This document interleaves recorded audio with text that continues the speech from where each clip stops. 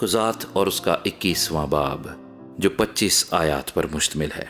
اور اسرائیل کے لوگوں نے مصفا میں قسم کھا کر کہا تھا کہ ہم میں سے کوئی اپنی بیٹی کسی بنیامینی کو نہ دے گا،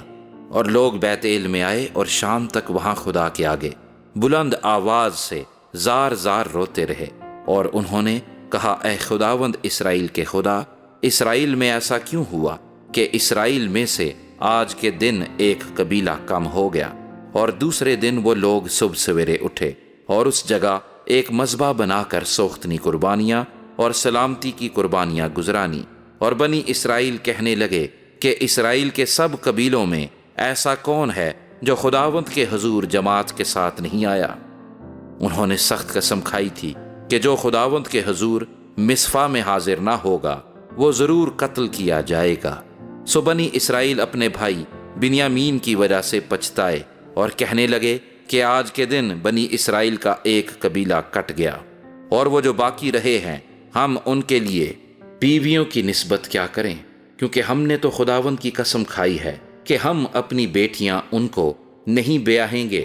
سو وہ کہنے لگے کہ بنی اسرائیل میں سے وہ کون سا قبیلہ ہے جو مصفا میں خداوند کے حضور نہیں آیا؟ اور دیکھو، لشکر گاہ میں جماعت میں شامل ہونے کے لیے یبیس جلاد سے کوئی نہیں آیا تھا، کیونکہ جب لوگوں کا شمار کیا گیا تو یبیس جلاد کے باشندوں میں سے وہاں کوئی نہ ملا۔ تب جماعت نے 12,000 سورما روانہ کیے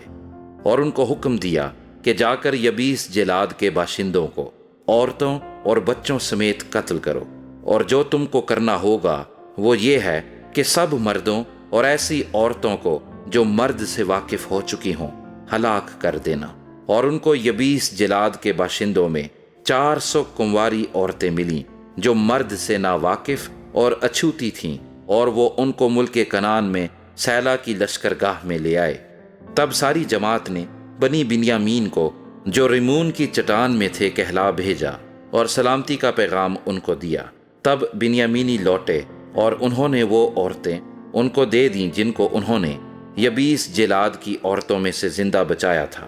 پر وہ ان کے لیے بس نہ ہوئیں، اور لوگ بنیامین کی وجہ سے پچھتائے، اس لیے کہ خداوند نے اسرائیل کے قبیلوں میں رخنا ڈال دیا تھا۔ تب جماعت کے بزرگ کہنے لگے کہ ان کے لیے جو بچ رہے ہیں بیویوں کی نسبت ہم کیا کریں، کیونکہ بنی بنیامین کی سب عورتیں نابود ہو گئیں۔ سو انہوں نے کہا کہ بنی بنیامین کے باقی ماندہ لوگوں کے لیے میراث ضروری ہے، تاکہ اسرائیل میں سے ایک قبیلہ مٹ نہ جائے۔ تو بھی ہم تو اپنی بیٹیاں ان کو بیاہ نہیں سکتے، کیونکہ بنی اسرائیل نے یہ کہہ کر قسم کھائی تھی کہ جو کسی بنیامینی کو بیٹی دے وہ ملعون ہو۔ پھر وہ کہنے لگے، دیکھو سیلا میں جو بیت ایل کے شمال میں اور اس شاہراہ کی مشرقی سمت میں ہے جو بیت ایل سے سکم کو جاتی ہے اور لبونا کے جنوب میں ہے، سال بسال خداوند کی ایک عید ہوتی ہے۔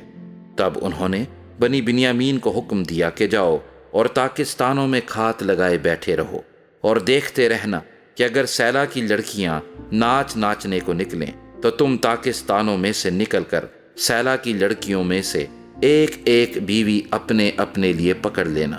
اور بنیامین کے ملک کو چل دینا۔ اور جب ان کے باپ یا بھائی ہم سے شکایت کرنے کو آئیں گے تو ہم ان سے کہہ دیں گے کہ ان کو مہربانی سے ہمیں عنایت کرو، کیونکہ اس لڑائی میں ہم ان میں سے ہر ایک کے لیے بیوی نہیں لائے، اور تم نے ان کو اپنے آپ نہیں دیا، ورنہ تم گناہ گار ہوتے۔